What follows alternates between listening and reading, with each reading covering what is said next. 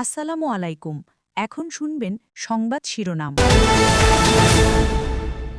রাজধানীতে হত্যাকাণ্ডের শিকার মা মেয়ের মরদেহ নেওয়া হয়েছে গ্রামের বাড়ি নাটোরে। এলাকায় শোকের ছায়া, দৃষ্টান্তমূলক বিচার দাবি। সারা দেশে নানা আয়োজনে পালিত হচ্ছে রোকেয়া দিবস। পায়রাবন্ধ স্মৃতিকেন্দ্র রোকেয়া বিশ্ববিদ্যালয়ের সাথে একীভূত করতে সমঝোতা স্মারক সইয়াদ।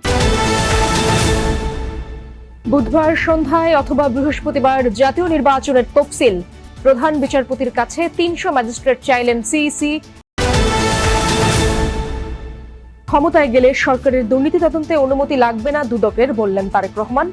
দেশ এগিয়ে নেয়ার পরিকল্পনা শুধু বিএনপিরই। আসসালামু আলাইকুম। এতক্ষণ শুনছিলেন সংবাদ শিরোনাম, এখন শুনবেন বিস্তারিত। সমঝোতার ১ মাসের ব্যবধানে ঢাকা কলেজ ও আইডিয়াল কলেজের শিক্ষার্থীদের মধ্যে আবারও সংঘর্ষ হয়েছে। আর এ ঘটনায় পুলিশ সহ আহত বেশ কয়েকজন। মঙ্গলবার সকালেই সংঘর্ষ শুরু হয়। এরই মধ্যে ঢাকা কলেজের 2টি বাস ভাঙচুর করা হয়েছে।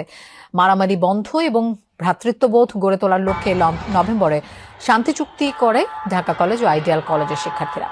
কিন্তু আজ সকাল ৮টার পর থেকে পরিস্থিতি উত্তপ্ত হয়ে ওঠে। এতে যান চলাচল বন্ধ হয়ে যায়।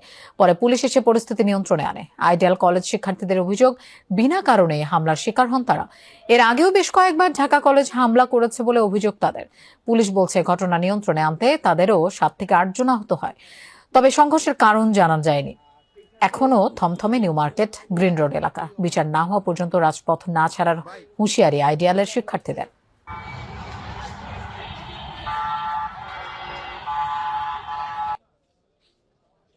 ছোট জুনিয়রে যারা ছিল ওরা পরীক্ষা দিতেছিল, হুট করে ঢাকা কলেজের কিছু পোলাপাইন পুলিশ সাথে ঢুকে আমাদের গেট ভাঙছে। অলমোস্ট 100 থেকে 150 স্টুডেন্ট ঢাকা কলেজের 2 থেকে 3 জন বা একজন যাকেই পাচ্ছে তাকেই মারতেছে।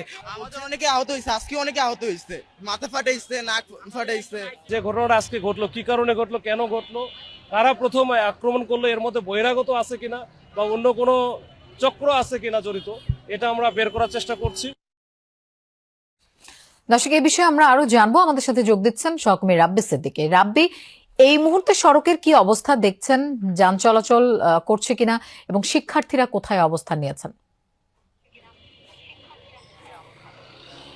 আসলে থেমে থেমে কিন্তু পরিস্থিতি উত্তপ্ত হচ্ছে। বারবার পরিস্থিতি নিয়ন্ত্রণের চেষ্টা করছে আইন শৃঙ্খলা বাহিনী। আমরা দেখেছি যে এখানে অনেকেই জড়ো হবার চেষ্টা করেছিল, তাদেরকে কিন্তু ছত্রভঙ্গ করেছে লাঠিচার্জ করে। আবারও এই আইডিয়াল কলেজের শিক্ষার্থী তারা কিন্তু জড়ো হবার চেষ্টা করছেন এবং সেজন্য কিন্তু দেখতেই পাচ্ছেন যে বিপুল সংখ্যক আইন শৃঙ্খলা বাহিনীর সদস্য তারা কিন্তু আবার মার্চ করছেন। মার্চ করে তাদেরকে ছত্রভঙ্গ করার চেষ্টাটি করা হবে। আমরা সেটি ফলো করছি। একটু বলতে চাই যে কিছুক্ষণ আগেও কিন্তু এখানে আইন শৃঙ্খলা বাহিনীর সদস্য যারা ছিলেন তারা কিন্তু আইডিয়াল কলেজের শিক্ষার্থীদেরকে বারবার বোঝানোর চেষ্টা করেছেন যে কোনো ধরনের কোনো সংঘর্ষ বা সংঘাতে যেন তারা না যান। আইডিয়াল কলেজের প্রিন্সিপাল সহ শিক্ষার্থীদের সাথে দফায় দফায় আলোচনা করার পরও যখন আইন শৃঙ্খলা বাহিনীর সদস্যরা ক্যাম্পাস থেকে, ধানমন্ডি আইডিয়াল কলেজ ক্যাম্পাস থেকে যখন চলে আসে, তখন আবার শিক্ষার্থীরা কিন্তু এই রাস্তায় এসে জড়ো হওয়ার চেষ্টা করে, ঢাকা কলেজের দিকে যাওয়ার চেষ্টা করে। মূলত ঢাকা কলেজের শিক্ষার্থীদের সাথে সকালে একটি অনাকাঙ্ক্ষিত ঘটনা, যেই ঘটনার সূত্র ধরেই কিন্তু এই পরিস্থিতি তৈরি হয়েছে।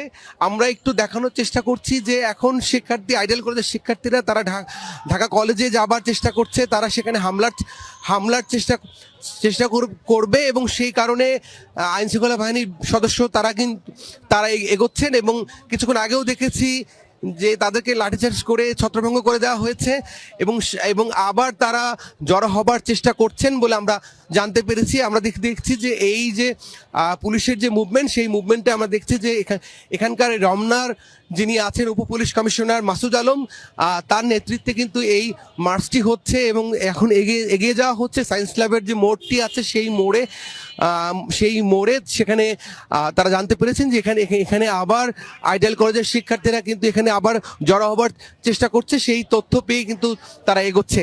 মূলত ঢাকা কলেজের শিক্ষার্থীদের একটি বাস ভাঙচুরকে কেন্দ্র করেই আজকের এই ঘটনা,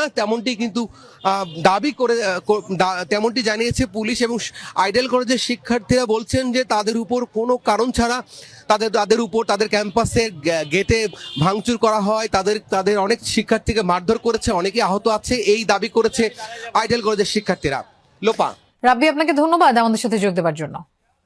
রোকেয়ার আদর্শ অনুসরণ করে নতুন বাংলাদেশ বিনির্মাণে সবাইকে এগিয়ে আসার আহ্বান জানিয়েছেন প্রধান উপদেষ্টা ডক্টর মোহাম্মদ ইউনূস। রাজধানীর ওসমানী স্মৃতি মিলনায়তনের এক অনুষ্ঠানে এই আহ্বান জানান তিনি।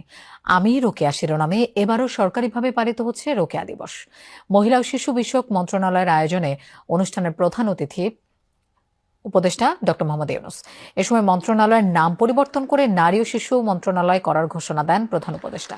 এবছর নারী জাগরণের বিভিন্ন ক্ষেত্রে অবদানের স্বীকৃতিস্বরূপ 4 জন নারী রোকেয়া পদক পেয়েছেন। তারা হলেন নারী শিক্ষা গবেষণায় ডক্টর রুভানা রাকিব, নারী অধিকারে কল্পনা আক্তার, মানবাধিকারে ডক্টর নাবিলা ইদ্রিস এবং নারী জাগরণে ফুটবলার ঋতুপর্ণা চাকমা। তাদের হাতেই পদক তুলে দেন প্রধান উপদেষ্টা।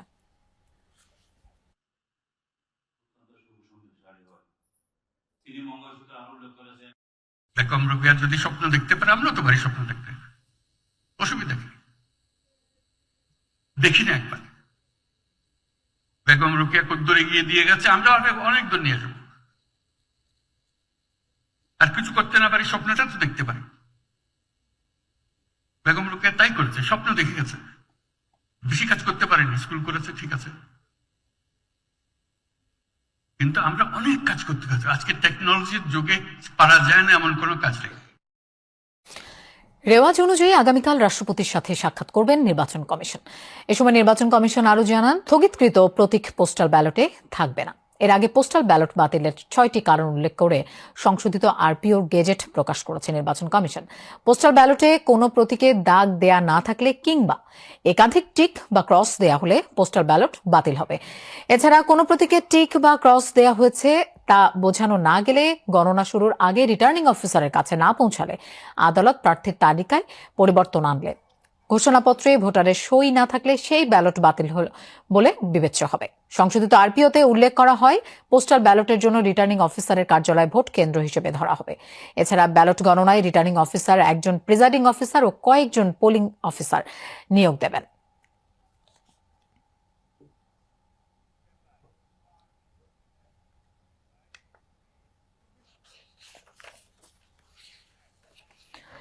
নির্বাচন কমিশনে আছেন আমাদের সহকর্মী তানভীর মৌসুম। আমরা তার কাছে যাচ্ছি। তানভীর, প্রতীক স্থগিত থাকলে বা প্রার্থী পরিবর্তন হলে ব্যালটের বিষয়ে আর কি কি সিদ্ধান্ত জানালো ইসি? গেজেটে কি আছে? লোপা, গেজেটে আসলে এই বিষয়গুলো নিয়েই বলা হয়েছে। মূলত পোস্টাল ব্যালট নিয়ে সর্বশেষ যে বিষয়গুলো এসেছে সেখানে আমরা দেখেছি যে আসলে সবচাইতে বেশি আলোকপাত করা হয়েছে, মনোযোগ দেওয়া হয়েছে পোস্টাল ব্যালটের ক্ষেত্রে। এবং এই বিষয়গুলো কিন্তু আগেই সিদ্ধান্ত নিয়ে ফেলেছিল নির্বাচন কমিশন, কিন্তু এ নিয়ে কিন্তু পরবর্তীতে